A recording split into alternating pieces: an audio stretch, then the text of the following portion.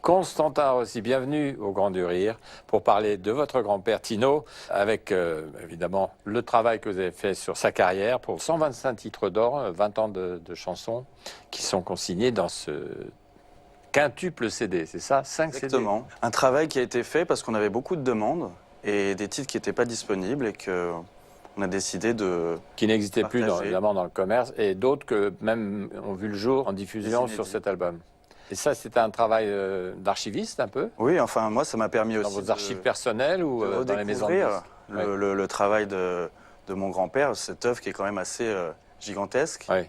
et de me rapprocher aussi de son histoire et sa vie en chanson. Alors, par votre papa, Laurent, bien sûr, vous avez été informé de la carrière assez tôt, j'imagine. Bien sûr. On est né avec la voix de mon grand-père, pas Voilà. seulement à Noël, hein, mais sur ses nombreux albums que mon père écoutait. Vous êtes trop jeune pour l'avoir connu, mais vous avez connu j'ai sa femme, connu, bien votre, sûr. votre grand-mère, bien sûr. Ma grand-mère qui était sa plus grande fidèle, hein, sa plus grande fan. C'était la passion de sa vie, Exactement. fidèle jusqu'au bout. Pour elle, c'était l'homme idéal, quoi. Et ça a été aussi le cas pour les auditrices de Tino Rossi pendant des années. Ça a été le Latin Lover, le premier. Ouais.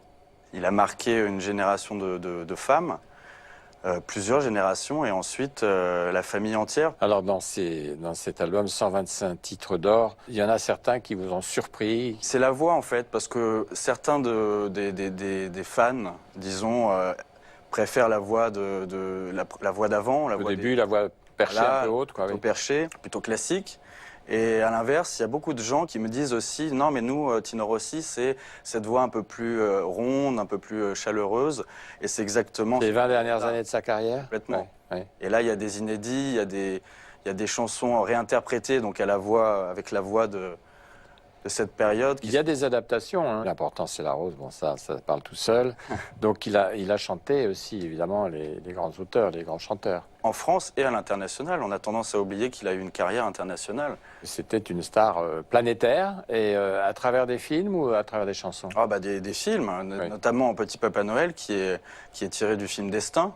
Ah, Destin, oui. Porte bien son nom, puisque c'est grâce à ça qu'aujourd'hui on chante encore Tino chaque Noël. Elle a été créée pour le film Destin. Exactement, elle est interprétée dans le film Destin. C'était un acteur et un chanteur, même si la chanson a pris plus de place dans sa carrière. Bon, on va en reparler effectivement de votre travail sur la grande star internationale qui était Tino Rossi. On se retrouve avec Constantin dans un instant, son petit-fils. Petit papa Noël, quand tu descendras du ciel, avec des jouets par milliers, n'oublie pas mon petit soulier, mais avant de partir, il faudra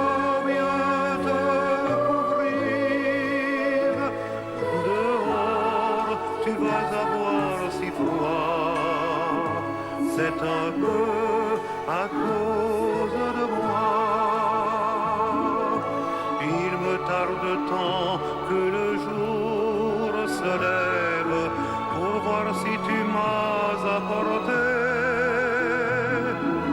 tous les beaux joujoux que je vois en rêve et que je te commande.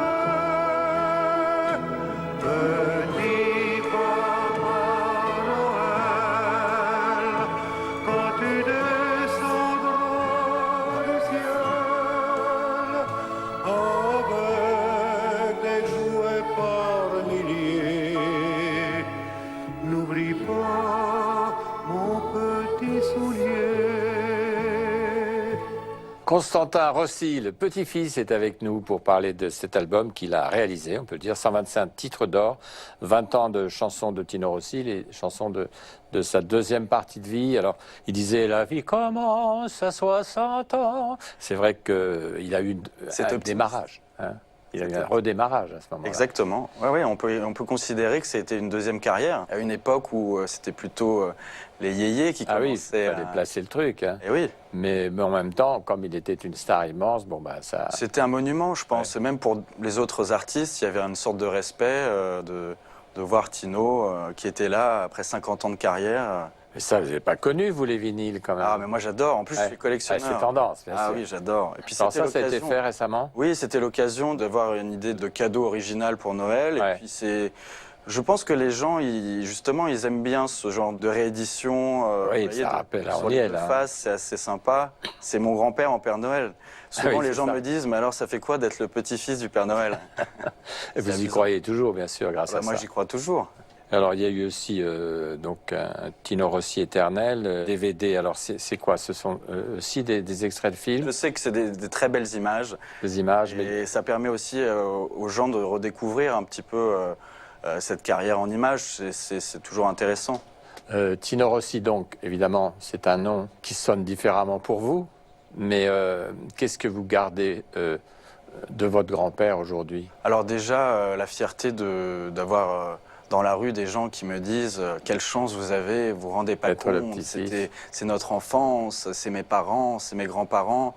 Il est rentré chez les gens, il n'a pas interprété une chanson, Petit Papa Et que Noël. des fleurs, Ce quoi, on n'est lui pas fait une des- chanson, c'est un hymne de Noël. Ouais. Et tout au long de sa vie, il a chanté l'amour. Et bizarrement, c'est un titre de Noël qui l'a fait rentrer chez les gens et qui permet d'avoir une œuvre qui lui survit. Merci beaucoup d'être venu pour ce remercie. quintuple album, je le disais, c'est des 125 titres d'or présentés par son petit-fils, Tino Rossi, tel que peut-être vous ne l'avez pas entendu chanter, parce qu'il y a des titres rares. Bon, ça, c'est pour le culte. Cadeau. Et puis, bien sûr, Tino les Éternel, collectionneurs. pour ceux qui en veulent savoir plus. Merci beaucoup, Constantin, aussi, d'être venu nous présenter cet album. Les